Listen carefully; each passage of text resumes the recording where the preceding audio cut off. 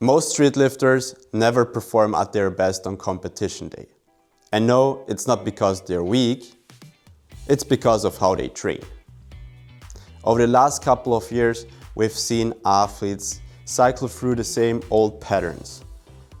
First, a high volume block, then some intensity work, followed by a peaking phase with doubles or singles. And that's the classical periodization model. Volume, intensity, peaking. On paper, it looks great, but in practice, it often causes performance to drop when it matters most. Because as you move through those phases, you're not just changing reps, you're changing the entire stimulus. And that means you're constantly losing adaptations that took weeks to build. Let's take an example. If you start your first training block with a 4x8, higher volume, lower intensity, then move to a 4x5 and eventually to a 3x3. And if we're looking at average intensity, let's say a percentage of your 1RM, you're starting your first training block at 70%, then move to 80% of your 1 rep max, and then finally in the last training block, you'll end up with at around 90% of your 1 rep max. And if we're looking at the total workload, especially total tonnage and total reps, they're dropping drastically from block to block, right? And that is a big issue. So, while strength-specific adaptations might improve short-term, your ability to tolerate workload, repeat effort, and maintain skill under fatigue might decline. That's why when you hit the platform, everything feels off. Your setup, your technique, and even your timing. You've lost the very qualities that made you strong in training. Street lifting isn't about peaking once a year. It's about being able to display strength year-round.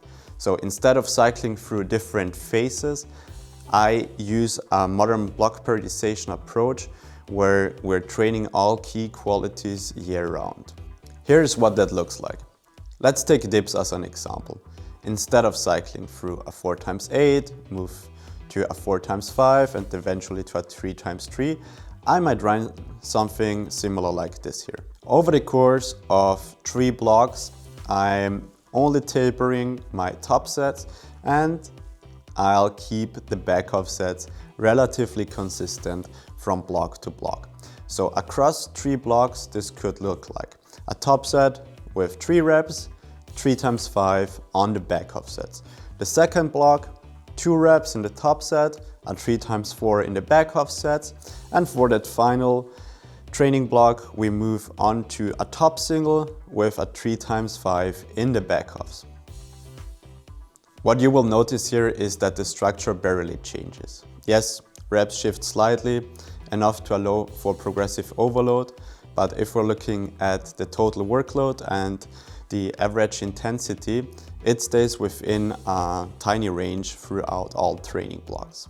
That consistency gives you reliable feedback.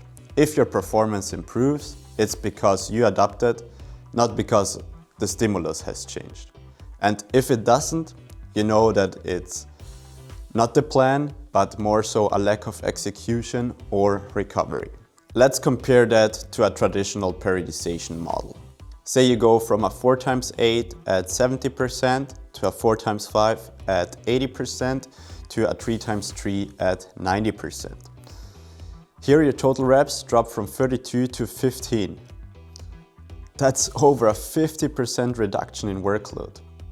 And the average intensity jumps by 20%, which means fatigue spikes, skill quality drops, and your body has to adapt every training block. That's not progression, that's disruption. In my system, we track average intensity and average workload, and here is how you can do that too. Average intensity is nothing else than the sum of the percentage of your 1RM in regards to the total reps and total sets that you did. Average workload is the total reps times the average load per rep that you did. When those two stay relatively stable, you maintain neural drive, skill retention, and strength under load, the 3 pillars for consistent progress. The goal isn't to constantly chase new stimuli. It's to refine how your body expresses the same ones.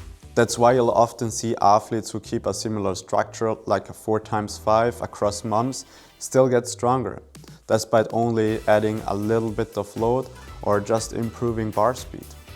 Here is what that looks like visually. Each movement, muscle-ups, pull-ups, dips, and squats progresses in reps and sets, just within a controlled bandwidth. No hard resets and no extreme drops here. And that actually allows you to track what's working, and it keeps your strength transferable to the platform. You'll notice that instead of chasing variety, we aim for consistency and precision.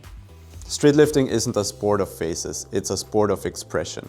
And the top level athletes are the ones that keep their training relatively consistent, look at average intensity, and refine their patterns over time. So before you change your next training block, ask yourself, are you progressing or are you resetting?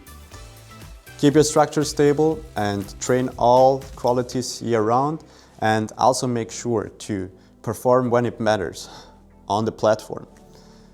If you liked this video and you want to get more insights like this, then follow my YouTube channel, like and share this video for more content like this.